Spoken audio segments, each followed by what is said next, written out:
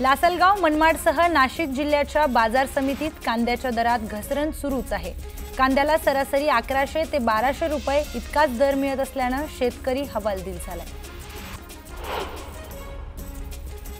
वाशिममध्ये वाहतूक पोलिसांची विशेष तपासणी मोहीम सुरू आहे। नियमांचे पालन न करणारी 13 वाहने ताब्यात घेतली असून 61,100 रुपयांचा दंड वसूल करण्यात आलाय।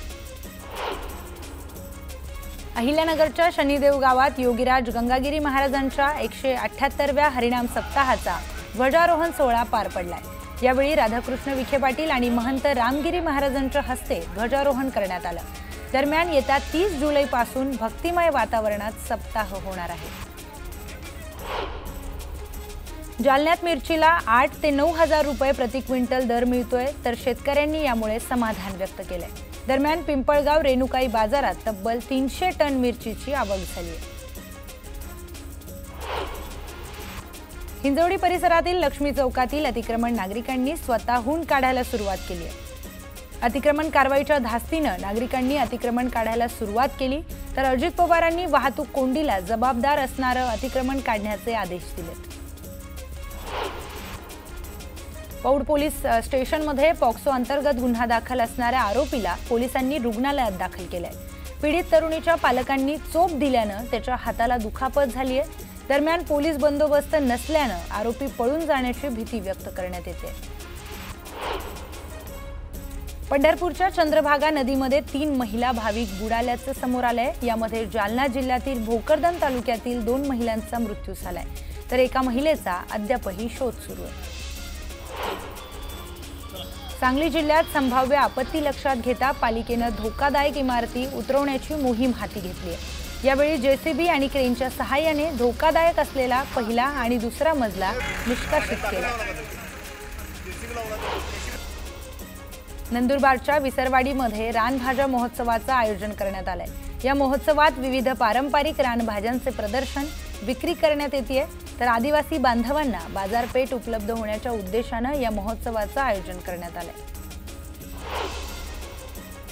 मनमाडसह नाशिक जिल्ह्यातील बहुतांश बाजार समितीमध्ये भाज्यांना कवडी मोल भाव मिळतोय। एकीकडे वाहतुकीचा खर्चही निघत नसल्याचे पाहून शेतकरी हवालदिल झालाय।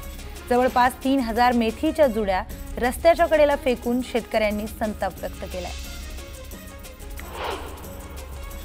छत्रपती संभाजीनगर जिल्ह्यातील वैजापूरच्या शिऊर गावातून एक थरारक आणि संतापजनक प्रकार समोर आलाय। एका भोंदू बाबाने अघोरी पद्धतीने सामान्यांवर उपचार करत असल्याचा ढोंग करत नागरिकांकडून पैसे उकळलेत, तर महिलांना आणि पुरुषांना काठीने त्याने मारलं देखील। लघुशंका करत ते पाणी देखील त्याने नागरिकांना प्यायल्याचं समोर आलंय। वैजापूर तालुक्यातील शिऊर येथील बिरोबा मंदिर परिसरामध्ये अंधश्रद्धा आणि अमानुष कृत्याचा धक्कादायक प्रकार समोर आलाय। या प्रकरणी पोलिसांनी आरोपी विरोधात गुन्हा दाखल केलाय। वर्षा विहारासाठी लोणावळ्यामध्ये सध्या गर्दी वाढली आहे, त्यामुळे लोणावळा पोलीस सतर्क झाले असून त्यांनी धोकादायक पर्यटन करू नये असं आवाहन पर्यटकांना केलंय। दापोलीतील गोवा किल्ल्याच्या तटबंदीचं नवीन बांधकाम ढासळलंय। दरम्यान न्यूज 18 लोकमतने बातमी दाखवल्यानंतर पुरातत्व विभागात खळबळ उडाली। ढासळलेल्या जागेवर नियोजित पायऱ्या असल्याचं स्पष्टीकरण देण्यात आलंय। सांगली मतकुणकी येथे सलग 3ऱ्या दिवशी शक्तीपीठ मार्गासाठीची मोजणी गावकऱ्यांनी बंद पाडली। यावेळी दिवसभर टाळ मृदुंगाच्या गजरामध्ये शेतकऱ्यांनी भजन कीर्तन करत सरकारचा निषेध व्यक्त केला।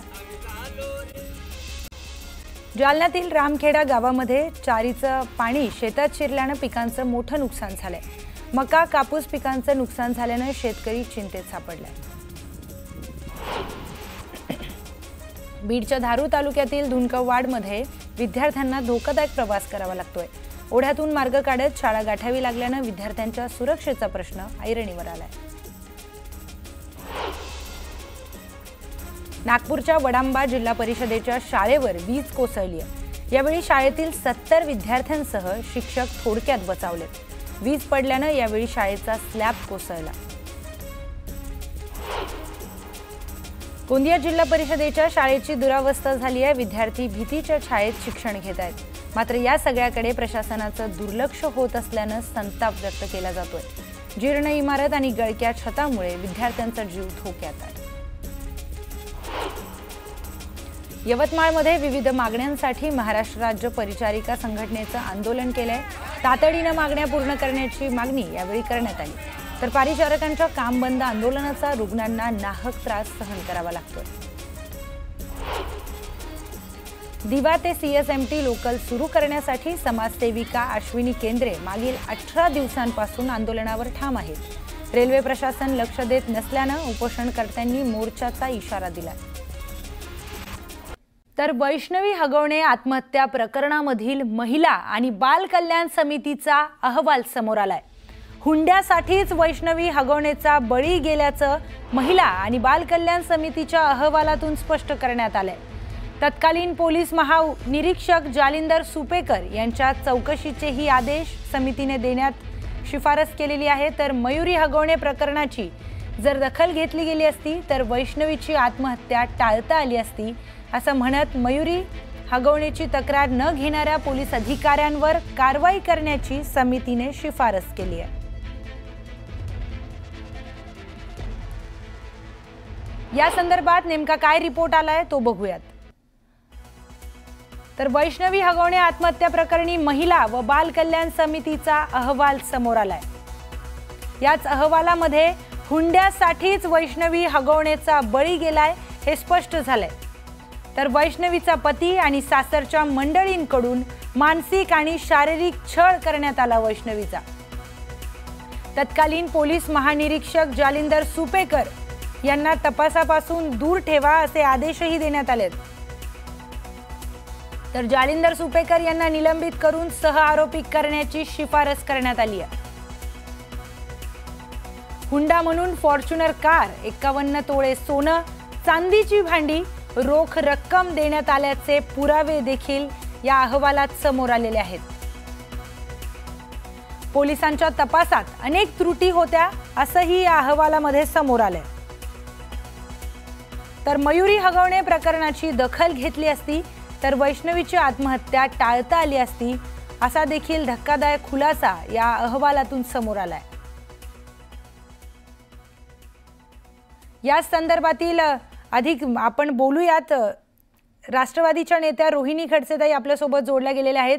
रोहिणीताई, वैष्णवी हगवणे प्रकरणामध्ये अहवाल समोर आलाय। या अहवालामध्ये स्पष्टपणे लिहिलं गेलंय की जर मयुरी हगवणे यांची दखल घेतली असती, यांचा व्यवस्थित यांच्यावर कारवाई केली असती तर वैष्णवी आज जिवंत असती, वैष्णवीला स्वतःचा बळी द्यावा लागला नसता।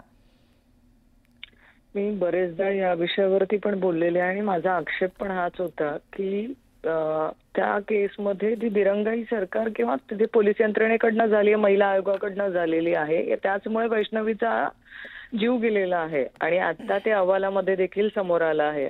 पण दुर्दैव म्हणावं लागेल की अहवाल हा सरकारच्याच लोक तिथे असताना ह्या अहवालामध्ये ज्या गोष्टी बोलल्या गेलेल्या आहेत ते अहवाल बाहेर आल्यानंतर देखील अजूनही काहीच कारवाई झालेली नाहीये। म्हणजे अजूनही पोलीस यंत्रणेमध्ये ज्या त्रुटी त्यावेळेसच्या सांगितलेल्या आहेत त्यामध्ये सुधारणा काहीच झालेली नाहीये। मग फक्त अहवाल आला हा नावाला येणार आहे का? खरोखर सरकारला तिथे वैष्णवीला न्याय द्यायचा आहे का? जर असता तर अहवाल बाहेर आल्यावर काहीतरी ते तात्काळ निर्णय घेण्यात आला असता ना, तसं काही झालेलं दिसत नाहीये। निश्चितच ताई, आणि तत्कालीन पोलीस महानिरीक्षक जालिंदर सुपेकर यांना देखील तपासापासून दूर ठेवण्याचे आदेश देण्यात आलेले आहेत, कारण त्यावेळी पोलिसांच्या तपासामध्ये अनेक त्रुटी आढळून आल्या। म्हणजे सरकार त्यांना पाठीशी घालतंय का? सरकार पाठीशी घालतच आहे ना। पहिल्या दिवशीपासून आम्ही सगळे विरोधक आम्ही तेच म्हणतोय की सरकार पाठीशी घालतंय। अनेक त्रुटी किंवा अनेक ज्या घटना तुम्ही बघितल्या ना सुरुवातीपासून, जी कलम लावायला पाहिजे होते ते कठोर कलम लावले गेलेत का तर नाही लावले गेलेत। त्यांना पकडताना दिरंगाई करण्यात आली। आरोपींना फरार होण्यासाठी कोण मदत करत गेलं? ते निलेश नावाचा जो व्यक्ती होता तो एवढे दिवस फरार कसा राहू शकला? त्याच्याकडे बाळ कसं राहिलं? ह्या सगळ्या गोष्टींची चौकशी होणं गरजेचे असताना एवढ्या त्रुटी ह्या सगळ्या केसमध्ये राहिल्यात म्हणजे कुठेतरी सरकारी पक्षातल्या किंवा पोलीस यंत्रणेतलीच मदत त्यांना मिळते ना, त्याशिवाय ह्या सगळ्या गोष्टी होऊ शकत नाहीत। पण हे सगळं करत असताना दुर्दैव आहे की एका मुलीला जीव द्यावा लागलाय किंवा जीव गेलाय तिचा इथपर्यंत। म्हणजे रोहिणी तर निश्चितच ताई, एका मुलीला हुंड्यासाठी जीव द्यावा लागलाय. आज 2025 मध्ये सुद्धा ही घटना घडते. अतिशय समाजाचा काळीमा फासणारी ही घटना आहे. धन्यवाद आपण दिलेल्या प्रतिक्रियेसाठी.